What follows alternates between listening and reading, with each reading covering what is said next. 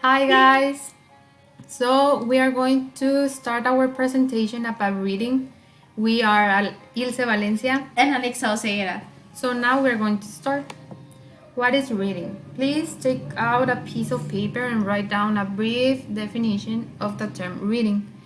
You have 1 minute.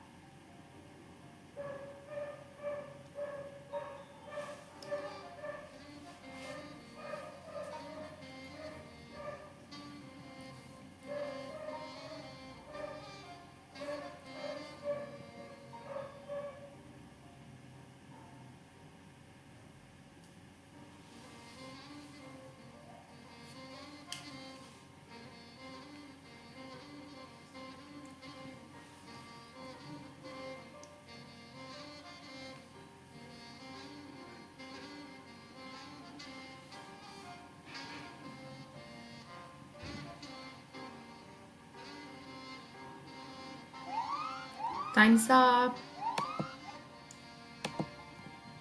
Okay, I hope you guys are on the right track of the definition of reading. So let's see here. Reading is a cognitive process that involves decoding symbols to arrive at meaning. Also, it is an active process of constructing meanings of words. It is important to know or to have into consideration that reading is normally linked to writing. Okay, so now we're going to talk about the processing approaches. Here we have. So here we talk about two approaches, the top-down approach and the bottom-up approach. The top-down approach, it is focused on our intelligence and experience to understand the text. In top-down processing, we draw on our own intelligence and experience, as I mentioned before. As we saw, this kind of processing is used when we interpret assumptions and draw inferences. We make conscious use of it when we try to see overall purpose of the text or get a rough idea of the pattern of the writer's argument. We might compare this approach to an eagle view, as we can see in the picture. From a great height, the eagle can see a wide area spread out below. It understands the nature of the whole terrain, its general pattern, and the relationship between various parts of it far better than an observer on the ground. On the other hand, we have here what is the bottom-up approach.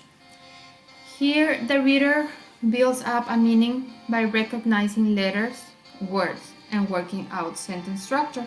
As you can see in the image,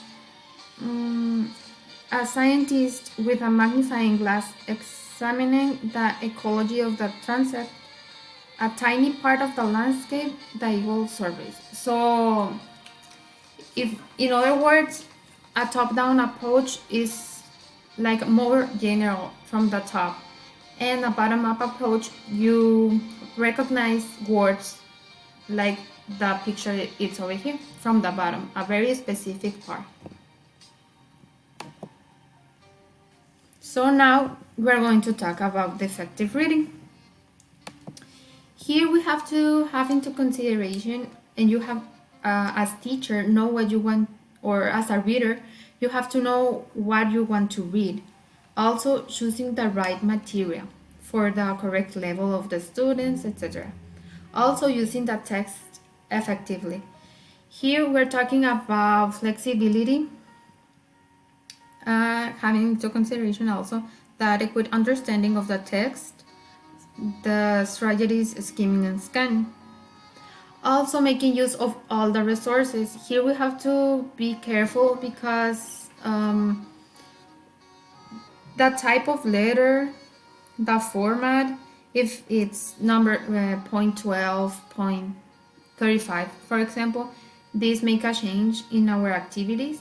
And also we have here what is improving reading speed. Here is important to remember and to know also that there are apps that helps you improving your reading speed. Next, we have the reading process, which involve the following. Pre-reading. The pre-reading stage, which allows the reader to activate background knowledge, preview in the text, and develop a purpose for reading. It is a strategy for students to use during this stage. It is for them to look at titles of the selection and list all the information that comes to their mind about the title they are reading about. Next, we have during the reading.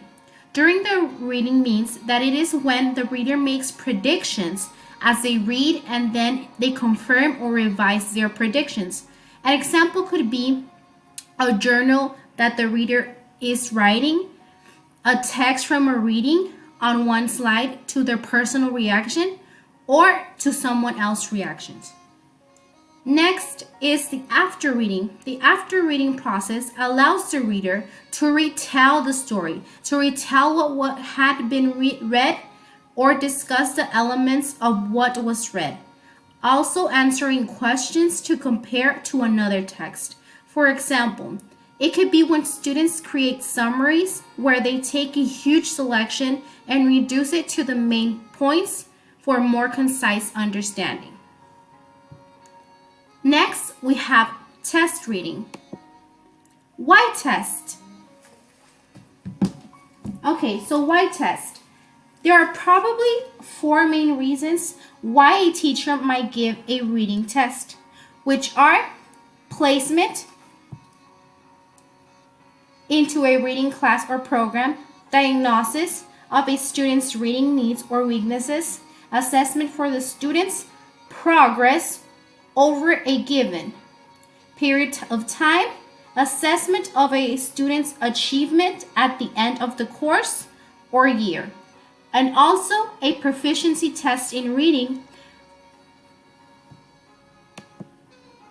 Next, here are some types of tests that can be implemented to your students to test their reading.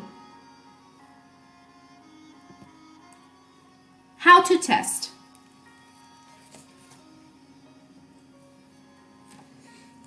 So it is important to have in consideration that, for example, these types of activities, they can be used in different ways. As you remember, these types of tests can be used, for example, with this activity can be used in the different types of tests. I don't know if I make myself clear, but for example, this test can be used for having like the placement test or diagnostic. All depends in what you want to achieve. So now we're going to how to test. Having selected our texts and decided what skills we wish to test, we now need to decide what method we will use to test comprehension of the texts and the application of the skills. So it is important to know that methods used to test reading skills, there is no best method. Okay, so this referring to that the most important thing to say is that there is no one best method for test reading. No single test method can possibly be satisfactory for all the different purposes for which you might test, nor for all the skills and texts you want to assess. Here are different types of reading tests. They can be closed tests, gut feeling tests, multiple choice tests, short answer tests. So here we have an extra section that it's about testing and evaluation. And here we like this quote that says that tests can be used to assess how well your students can read. I don't know if you are enjoying our presentation. Here it's important to note that these two terms that are testing and evaluation can be used, obviously, as I mentioned, to assess how well our students can read, but also they can tell us how successful our course has been or how well you have taught the course. Depending upon your perspective, you can interpret test results as indicating students' strengths and weaknesses, the teacher's strengths and weaknesses also, or the strengths and weaknesses of the course. There are other ways of evaluating teachers and courses, which may be more appropriate than tests, depending on the purpose of or setting. However, the advantage of tests is that in order to construct them, the teacher is obligated to consider what her objectives were, how far she has converted the syllabus, and what aspects of the syllabus were most important.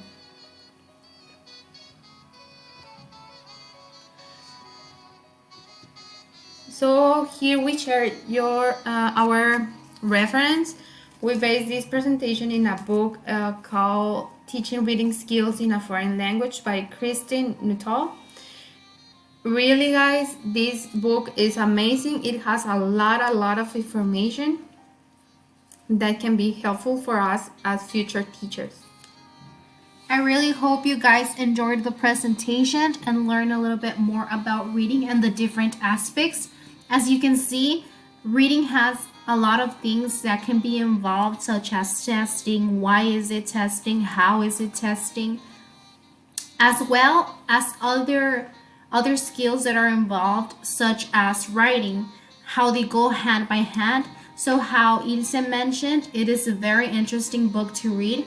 And I believe that as future teachers, it would be very helpful to see the different strategies that exist about reading and how to teach reading and how to make it meaningful for our students.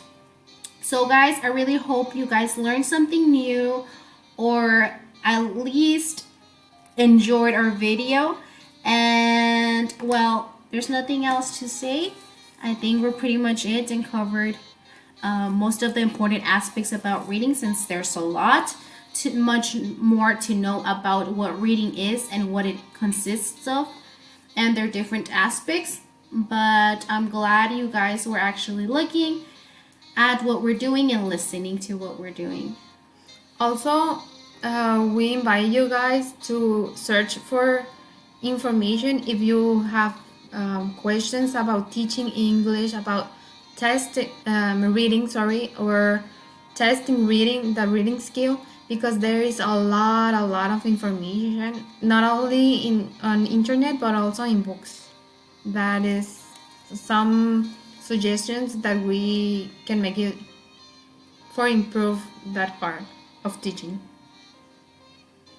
And thank you for looking at our video and watching our video, and I hope you enjoyed. Thank you.